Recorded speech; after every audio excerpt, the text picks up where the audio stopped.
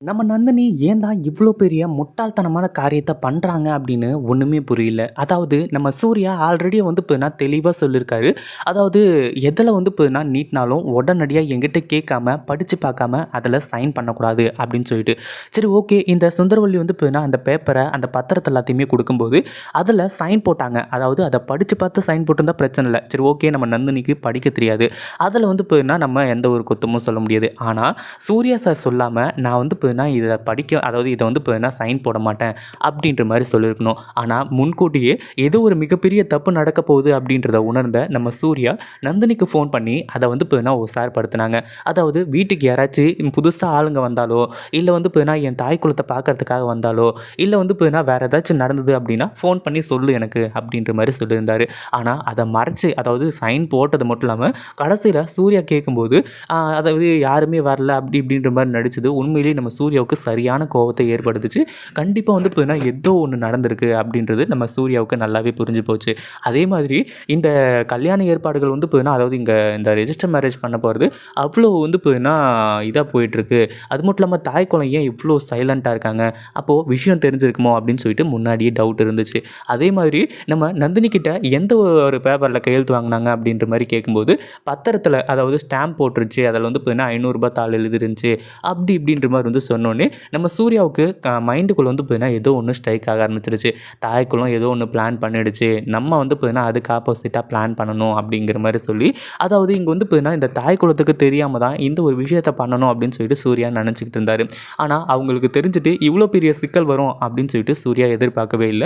ஏன்னா, காலையிலேயே வந்து பார்த்தீங்கன்னா, நம்ம நந்தினி, சூர்யா அதுக்கப்புறம் வந்து பார்த்தீங்கன்னா, அருணாச்சலையா 3 பேருமே கிளம்பி ரெஜிஸ்டர் ஆஃபீஸ்க்கு போக ஆரம்பிச்சுட்டாங்க. எல்லா ஏற்பாடுகளையும் செஞ்சு வச்சுட்டு.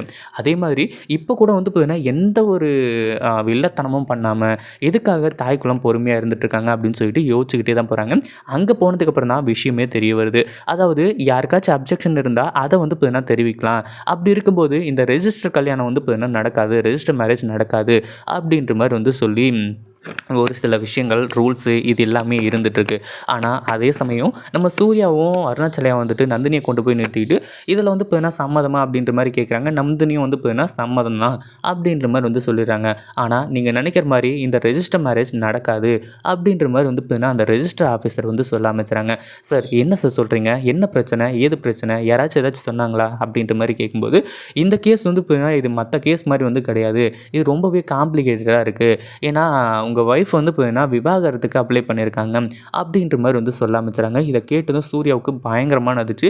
"என்ன சார் சொல்றீங்க? என்னாச்சு?" அப்படின்ற மாரி வந்து கேட்டுருக்காங்க. அதே மாரி இந்த ஒரு கல்யாணம், அதாவது இந்த ரெஜிஸ்டர் மேரேஜ் நடக்கிறதுல எல்லாருக்குமே வந்து பார்த்தீங்கன்னா பிரச்சனை தானா. அது மட்டும் இல்லாம ரெஜிஸ்டர் மேரேஜ் வந்து நடக்கக்கூடாதுன்னு சொல்லிட்டு அப்ஜெக்ஷனும் வந்து பார்த்தீங்கன்னா குடுத்துருக்காங்க.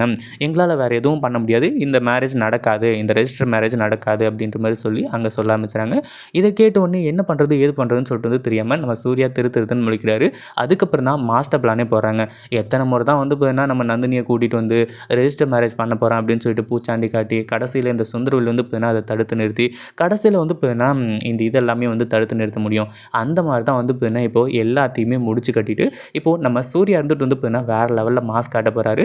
அதே மாதிரி இப்போ நம்ம சூர்யாவுக்கு நல்லாவே தெரிஞ்சு போச்சு. தாய்க்குளம் இவ்ளோ பெரிய பிளான பண்ணி வச்சிருக்காங்களா? இதுக்கு மேல வந்து பார்த்தீங்கன்னா, தாய் குலத்த சும்மா விடக்கூடாது. நான் பண்ண போற காரியத்த மட்டும் பாருங்க அப்படின்ற மாரி வந்து சொல்லி வெறித்தனமா வெயிட் பண்றது மட்டும் இல்லாம, கடைசியில இப்போ நம்ம சூர்யா இருந்துட்டு இந்த சுந்தரவல்லியோட முகத்திரை கிழிக்கிறதுக்காக எல்லா பிளானையுமே பண்ணி, இப்போ ரெஜிஸ்டர் ஆஃபீஸ்ல ரெஜிஸ்டர் மேரேஜும் பண்ணிட்டு வீட்டுக்கு கிளம்பி போயிடுறாங்க. வீட்டுக்கு போனதுக்கப்புறமா நம்ம அருணாச்சலையா இருந்துட்டு, நம்ம நந்தினி, சூர்யா 2 பேரையுமே வந்து பார்த்தீங்கன்னா, ஆரத்தி எடுத்து வீட்டுக்குள்ள வரவேற்கிறாங்க. இத பத்தி நீங்க என்ன நினைக்கிறீங்க? அந்த வீடியோ பிடிச்சிருந்தா லைக் பண்ணுங்க, ஷேர் பண்ணுங்க.